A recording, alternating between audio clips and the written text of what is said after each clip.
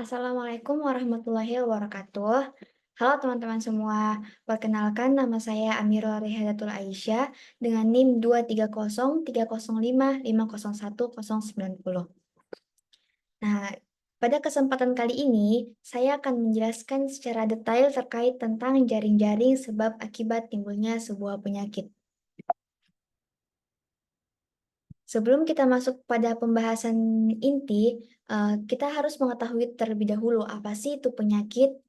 Jadi, penyakit adalah gagalan dari mekanisme adaptasi suatu organisme untuk bereaksi secara tepat terhadap rangsangan atau tekanan sehingga timbul gangguan pada fungsi atau struktur dari organisasi atau sistem tubuh. Jadi, penyakit juga dapat diartikan sebagai sebuah keadaan yang dimana terdapat gangguan terhadap bentuk maupun fungsinya di bagian salah satu bagian tubuh yang menyebabkan tubuh tersebut menjadi tidak dapat bekerja secara normal. Adapun terkait tentang konsep dasar timbulnya penyakit itu ada tiga. Yang pertama ada segitiga epidemiologi, yang kedua ada roda atau biasa disebut dengan well, yang ketiga ada jaring-jaring sebab akibat. Nah, di sini saya akan menjelaskan secara lebih detail terkait tentang jaring-jaring sebab akibat. Jaring-jaring sebab akibat menekankan bahwa suatu penyakit itu saling berkaitan satu sama lain, seperti jaring-jaring, atau biasa seperti yang teman-teman dengar jaring-jaring laba-laba, sehingga untuk menghentikannya dapat dengan memutus salah satu rantai. Dalam model jaring-jaring ini, penyakit itu terjadi karena adanya hubungan yang rumit dari berbagai faktor yang saling berkaitan, baik itu memperkuat maupun melemahkan, serta tidak dikenal sebagai penyebab utama atau tunggal. Jadi, dalam kondisi bagaimanapun, penyakit itu terjadi karena adanya rangkaian sebab musabab yang panjang.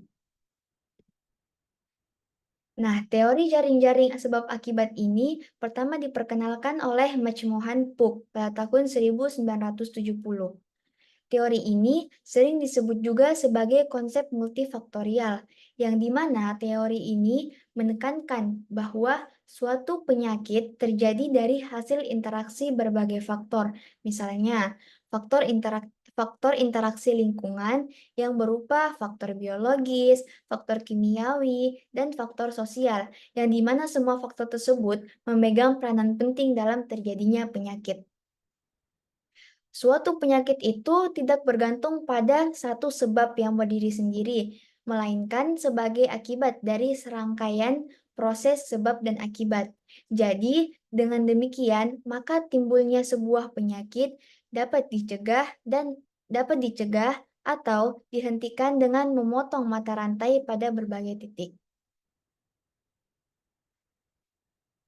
Nah, pada gambar tersebut, gambar ini merupakan contoh dari jaring-jaring sebab akibat, yang di mana kita permisalkan, misalnya ada penyakit X, itu penyakit X itu memiliki, beberapa faktor sebab akibat yang banyak. Misalnya yang pertama ada faktor faktor akibat yang pertama. Nah, faktor akibat pertama ini menyebabkan faktor ketiga, faktor keempat, faktor kelima. Jadi semua faktor-faktor tersebut ini saling berkaitan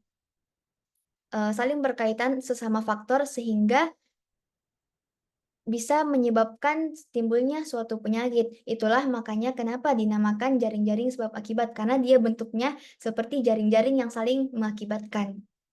Untuk contoh lebih jelasnya, saya akan mengambil satu penyakit, yaitu penyakit gizi kurang. Nah, di sini ada kemiskinan. Nah, pada kemiskinan ini mengakibatkan 4 faktor, yaitu pendidikan rendah, produksi bahan makanan yang rendah, daya beli yang rendah, fasilitas kesehatan yang kurang. Pendidikan rendah ini mengakibatkan pengetahuan gizi yang rendah. Produksi bahan makanan serta daya beli yang rendah bersama-sama mengakibatkan konsumsi makanan yang tidak memadai. Fasilitas kesehatan kurang itu mengakibatkan derajat kesehatan masyarakat yang kurang. Terus pengetahuan gizi yang rendah. Nah, pengetahuan gizi yang rendah ini mengakibatkan konsumsi yang tidak memadai, sehingga sehingga menyebabkan penyakit gizi kurang. Konsumsi makanan tidak memadai ini mengakibatkan juga derajat kesehatan yang berkurang dan daya tahan tubuh penyerapan zat gizi yang terganggu. Derajat kesehatan masyarakat yang kurang mengakibatkan daya tahan tubuh dan penyerapan zat gizi itu terganggu sehingga menyebabkan sebuah penyakit, yaitu penyakit gizi kurang. Nah, dari, yang saya jelaskan tadi, faktor-faktor tersebut itu memiliki sebab akibat. Jadi tidak hanya satu faktor yang menimbulkan penyakit, tapi ada berbagai faktor yang saling berkaitan sehingga model ini disebut dengan jaring-jaring sebab akibat timbulnya sebuah penyakit.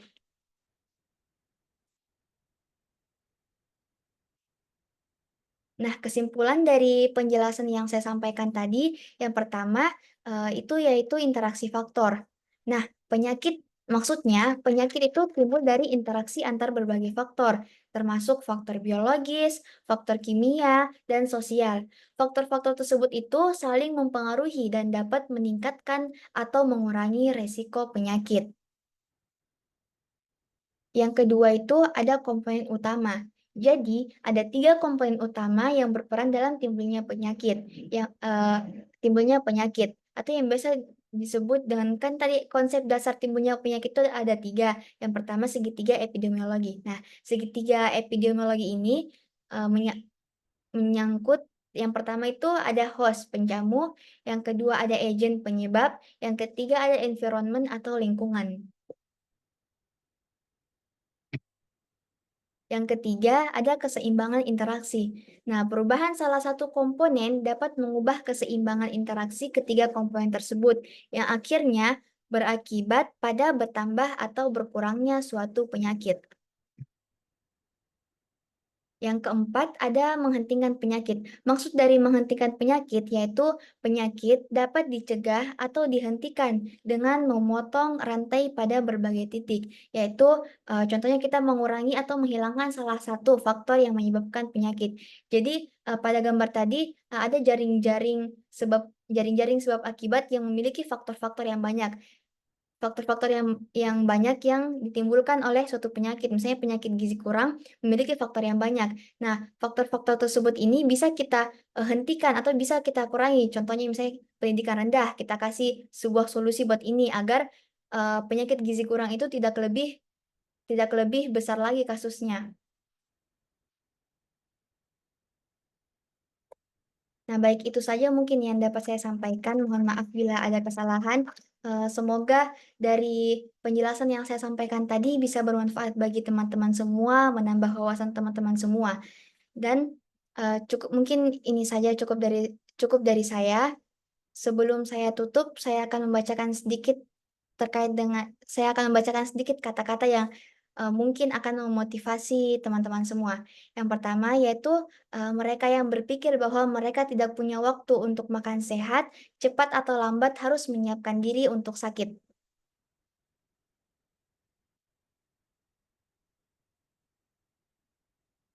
Yang kedua, yaitu sehat itu bukan suatu kemewahan. Sehat itu murah tetapi menjadi mahal ketika sehat telah berubah menjadi sakit.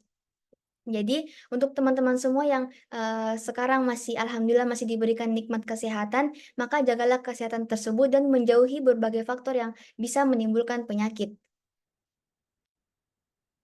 Mungkin, eee, itu saja yang dapat saya sampaikan. Mohon maaf bila ada kata yang salah. Wassalamualaikum warahmatullahi wabarakatuh.